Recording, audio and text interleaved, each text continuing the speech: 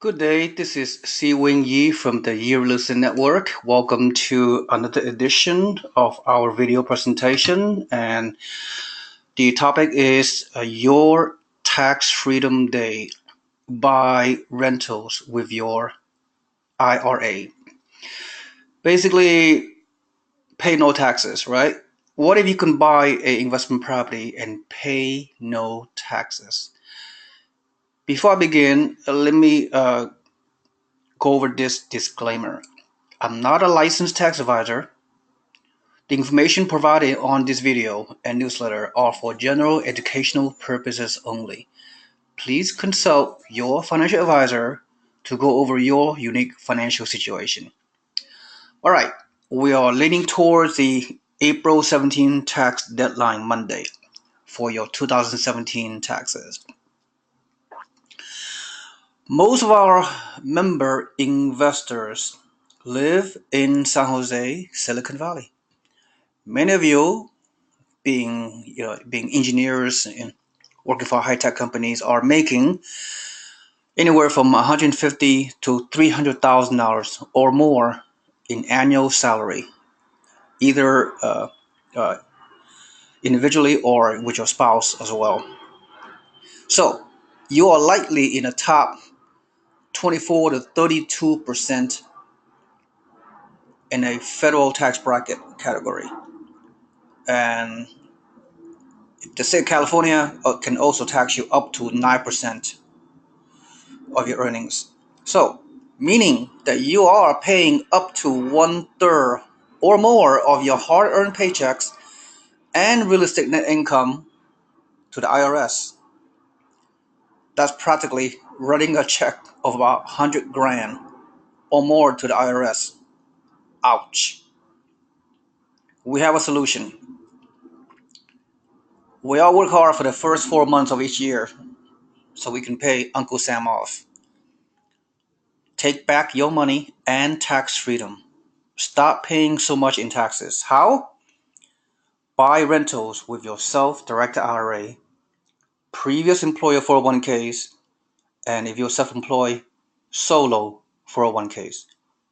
The only thing you cannot use to buy investment property with your individual retirement accounts are if you currently working for your current employer 401k. So, uh, many of you, I have helped, I believe, 1/4 of our investors to purchase investment properties with their self-directed IRA. I personally help my investors and I guide them because I'm very well versed in this area, in this strategy. And having said that, in terms of the across the U.S. all these years, I still find that many people in this country who has IRAs and who has 401ks and what have you are still clueless about the strategy of using your IRA to purchase investment property. Although I have educated many of you over the years within our network about the tremendous opportunity of using your IRA, I still find many of our members are still not aware of it, even though I put out lots of videos on from time to time through our membership and through your email inbox. So some of you perhaps are not paying attention or got all your priority all messed up, not focusing. All right. So example, let me give you two examples of using your IRA to purchase a property. All right. Oh, by the way, I'll also mention about this. In order to use your self-directed IRA, you have to transfer and roll over your existing traditional IRA into a self-directed IRA custodian, and there are only a few of them in this country. I happen to know one that I've been working with for many years. All right, so you can, if you want to take the first step, you can contact Brian Davis, and here's his information. Okay, he'll be more than happy to help you transfer your traditional IRA and your previous employer 401k into a self-directed IRA before you have the ability to purchase investment property, which is IRA. So for those of you that want to leverage your IRA with a non-recourse loan, and I will talk more about that, you need to talk to Jason Zook. Here's his contact information. All right. So I'll give you more details. So, let me go back to the body of my presentation. So let me give you an example. Let's say you want to buy a turnkey investment property in Midwest somewhere. Let's use the example of Detroit, which is we have a market, a partner out there. And a typical property in Detroit, let's say, costs $52,000, right? And then you decided to use your IRA to buy this property. So let me quickly and briefly go over the numbers. So use your entire $53,000 of your IRA to buy this property, and this property rents at $700 per month only. Should be more. And if you look at the underlying expenses, monthly taxes, what have you, which is actually very minimal. So your gross rent, since there are no mortgages, right? You're paying all cash with your IRA. In the name of the IRA, by the way, when you purchase with your name of the IRA is a qualifier. You, as an investor, do not have to submit your FICO score. You do not have to submit your tax returns. You do not have to submit any supporting documentation. Once again, your IRA is the qualifier. You're buying in the name of the IRA, not in your personal name. So the bottom line is, when you buy this great investment property, turnkey property in Detroit, for example, or really anywhere in the Midwest, good market, you can buy a $52,000 or about a price of a home. Then again, the gross rent, like I said, is $700 minus the expenses of $166. So your net monthly cash flow, as you can see right here, is $537. All right, if you multiply by 12 months, is $6,444. So when the cash flow grows inside the IRA, it will get reinvested. It will be rolled back into the IRA. So your cash flow plus any potential appreciation and equity gains are growth tax deferral, tax-free until you potentially retire at age 59 and a half or older. Then you may, if you wish, to withdraw your net income, net cash flow, and are taxed at your ordinary tax bracket. Presumably, at that age, you are hopefully in a lower tax bracket, but not necessarily, right? But if you take out the money too soon, if you take out after you purchase a property in the name of an IRA, if you take out this cash flow, this typical, this $537 monthly cash flow, if you draw that money before age 59 and a half, you'll be subject to the 10% early withdrawal penalty, in addition to paying taxes at your ordinary tax bracket, which, as I alluded to, for your typical investor in Silicon Valley in San Jose, you could be taxed at like 33 to 40%. So in addition to the penalty, half of your money could be gone. It'd be taxed if you take it out before age 59 and a half. So this is anyway, so by the way, at age 59 and a half or older, you do not necessarily have to draw the money, right? The money continue to grow tax deferred, not paying taxes.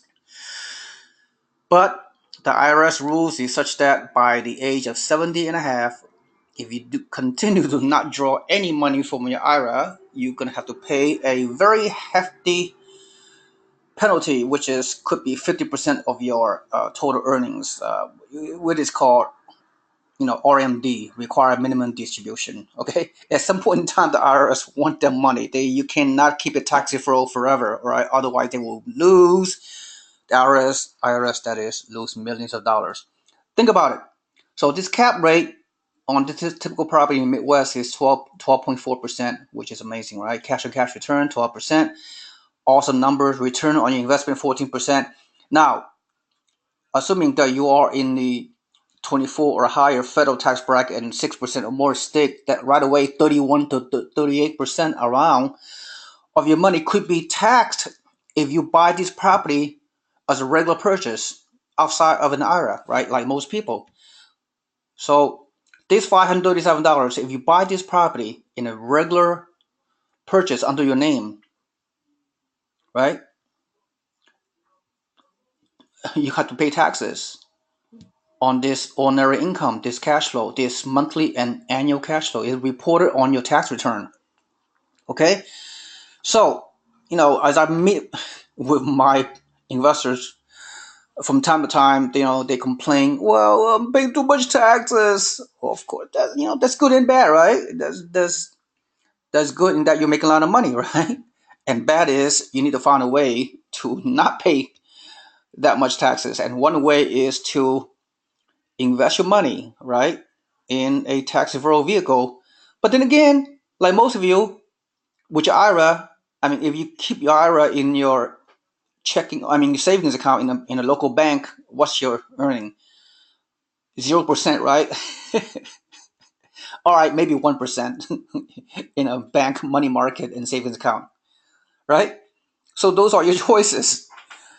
All right, or you can in your 30% tax bracket, you're not going to capture all this money. So inside IRA, which is tremendous, but tremendous way. Okay, do I need to harp on it any longer? Now you see the tremendous value of reallocating your crappy stock market portfolio, earning you mutual funds portfolio, earning you 2 or 3%, maybe even negative return, and then use those hard-earned money of your IRAs in retirement plan and buy income-producing, tax deferral, tax-free cash flow and equity appreciation on a investment property that will grow over time.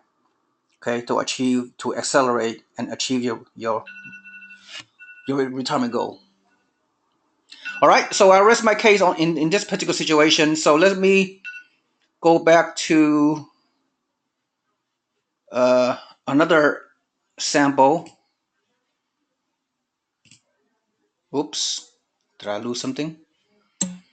All right, this is just one example. Let me give you another example of a duplex. You can also use your IRA to purchase. All right, this particular duplex, I don't need to tell you where it's located. I'm just giving you a generic presentation. $113,000 could be a single family home, right? Could be a duplex, but in this case, it's a duplex. All right, it doesn't matter where it's located. Most likely, it's in the Midwest. Okay, Midwest is the prime location in this particular time for many investors. This is the wave or what's going on. Even Florida, right, as well. So this $113,000 duplex or even single family home rents at $1,600. So okay, gross rent, then minus the expenses, as you can see right here, and then of course the beauty of this is you can use a non-recourse loan. Okay, I don't want to give you too much technical details. You can watch my other videos. You can contact me. You can leverage your IRA. You can get a non-recourse loan. Minimum loan amount is $50,000. And the minimal down payment of your IRA is 40%. So you could very likely can put down 40% of your IRA, which is to purchase this 113,000 property, which is 48,000 of your IRAs, right? Look at this power. Look at this tremendous power of using non-recourse loans inside your IRA and still have the same impact with growing tax deferred. By leveraging your money, this monthly cash flow is $922, right? And your annual net cash flow is 11 grand. Once again, the 11 grand is tax deferral if you buy it with your IRA. So you use your non-recourse loan with our connection, Jason Zook, which is 60% loan to value. So you're borrowing around $68,000 of non-recourse loan. Non-recourse means if you default on this non-recourse loan, the lender will only come back and to to go after your property. The lender cannot go after your personal asset. This is the beauty of using your non-recourse loan leverage against your IRA. They can only come after IRA. Is the worst case scenario ever going to happen in this particular market conditions. You're not likely to default on a property purchase because most of the property you're buying right now, at least through my network, is performing very well. All right, with that said, so typically around 5.3%, a little bit higher rate.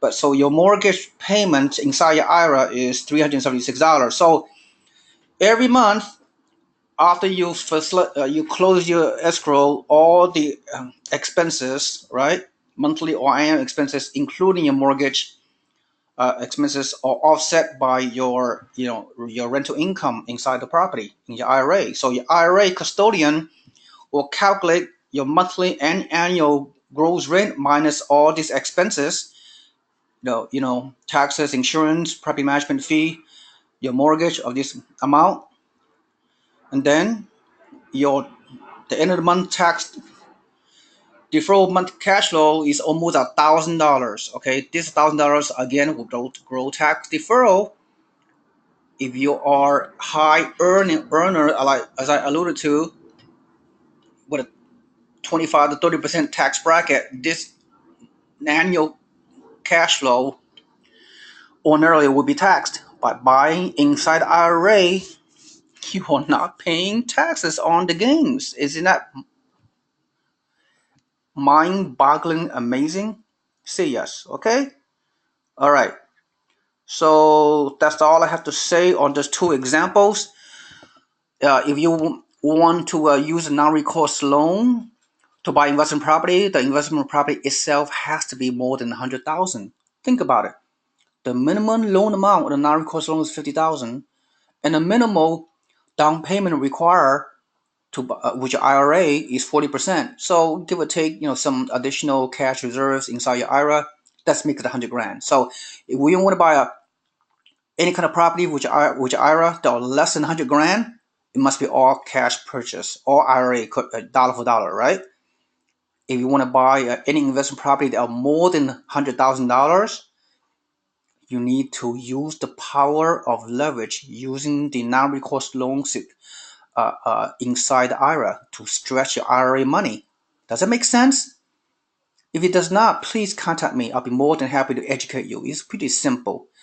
All right, so that's pretty much it I have to say. Other than that, you can talk to my two person here, Brian Davis and Jason Look. They are also on my website. If you think about it, right here, those advisors are listed under my website, seewingyee.com, and you click advisors, and you will find those individuals to contact.